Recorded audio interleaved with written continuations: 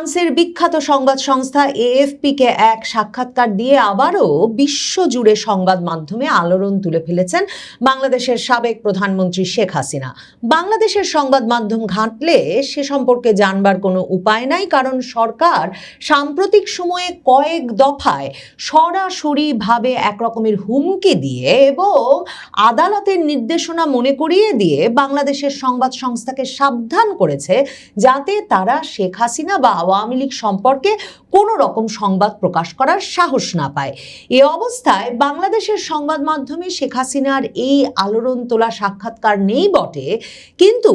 এই বিশ্বখ্যাত সংবাদ সংস্থা এএফপিকে সাক্ষাৎকার দেওয়ার ফলে দেশে দেশে ভাষায় ভাষায় শত শত সংবাদ মাধ্যমে শেখ হাসিনার এই নতুন সাক্ষাৎকারটি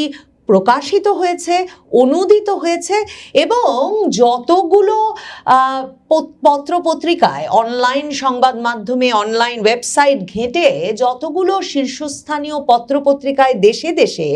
এই সাক্ষাৎকারটি ছাপা হতে দেখেছি, বেশিরভাগই এই শিরোনামটা করেছেন যে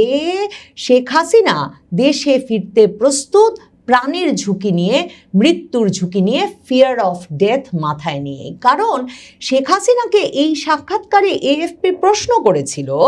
যে তিনি কি তার ফেরার ঝুঁকি সম্পর্কে সচেতন কিনা, মানে এ অবস্থায় তিনি কি করে ঘোষণা দিচ্ছেন যে তিনি দেশে ফিরবেন, এবং কিছুদিন আগে এক সংবাদ মাধ্যমের সঙ্গে সাক্ষাৎকারে তো পরিষ্কার বলে দিয়েছেন যে তিনি দেশে ফিরবেন এবং দেশে ফিরবেন ডিসেম্বরের মধ্যে। কিভাবে এটা বলছেন? এই প্রশ্নটা যখন তাকে এএফপি করেছিল,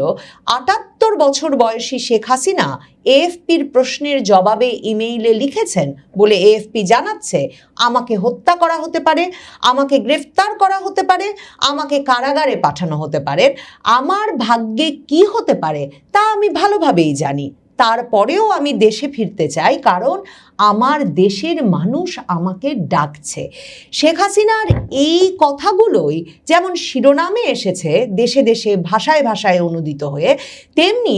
এই কথাগুলো দিয়েই এএফপি তাদের এই তার বার্তাটি বা তাদের ওয়্যার সার্ভিসের মাধ্যমে তারা যেই সংবাদটি, যে সাক্ষাৎকারটি সারা পৃথিবীতে ছড়িয়ে দিয়েছে, ওই সাক্ষাৎকারটি শুরু করেছে। এএফপি আসলে কি? এএফপি একটা বার্তা সংস্থা,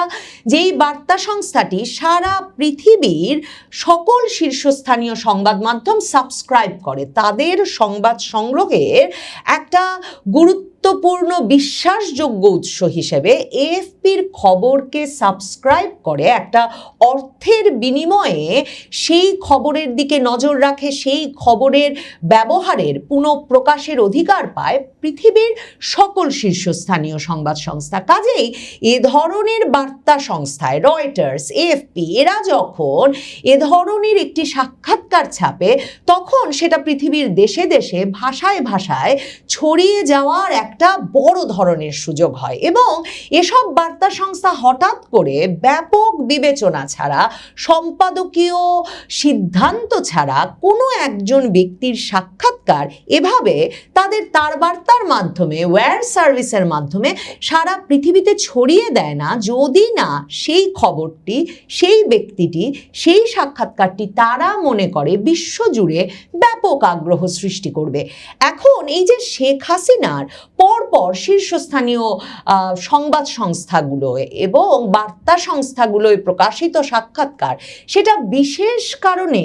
তাৎপর্যপূর্ণ। একদিকে খুব গুরুত্বপূর্ণ, শেখ হাসিনা সম্ভবত এটাই চেয়েছেন যে বাংলাদেশে যখন তার খবর একেবারে টুঁটি চেপে বন্ধ করা হয়েছে এবং আদালতের নির্দেশনা দেখানো হচ্ছে, সরকারের তথ্য উপদেষ্টা প্রায়শই সংবাদ মাধ্যমের সামনে এসে একরকমের ভয় দেখিয়ে মনে করাচ্ছেন যে সংবাদ মাধ্যমে শেখ হাসিনার কোনো ভাষ্য ছাপা উচিত হচ্ছে না। যদিও সামাজিক যোগাযোগ মাধ্যম ফ্রি, ইন্টারনেটে কারো পক্ষে কোনো খবর ধামাচাপা দেওয়া সম্ভব নয়, তবু ওই হুমকি দেখাচ্ছেন। তখন শেখ হাসিনা সম্ভবত তার সাক্ষাৎকারগুলো যাতে সর্বাধিক প্রচারণা পায়, সবচেয়ে বেশি দেশে দেশে ছড়িয়ে পড়ে, এবং তিনি যখন এর আগে বিশ্বজুড়ে সংবাদ শিরোনাম হয়েছেন একজন ক্ষমতাচ্যুত, পদচ্যুত প্রধানমন্ত্রী হিসেবে, যাকে কিনা আন্দোলনের মুখে তার দেশ ছাড়তে হয়েছে এবং পাশের দেশ ভারতে গিয়ে আশ্রয় নিতে হয়েছে, এমন একজন নেতা হিসেবে তখন শেখ হাসিনা সম্ভবত নিজেকে বিশ্বজুড়ে আবার প্রমাণ করতে চাইছেন এমন একজন বিশ্ব নেতা হিসেবে যিনি এর পরেও তার দেশে ফিরে যেতে প্রস্তুত, যদিও তার মাথার উপরে মৃত্যুদণ্ডের রায় আছে, এবং যিনি ঘোষণা দিয়ে বলছেন তিনি ডিসেম্বরে দেশে ফিরে যাবেন। কাজেই তার দেশের সরকার, বাংলাদেশ সরকার, যে একটা দাবি করার চেষ্টা করছে যে তিনি পালিয়ে আছেন ভারতে এবং তাকে প্রত্যর্পণের মাধ্যমে ফেরাতে হবে,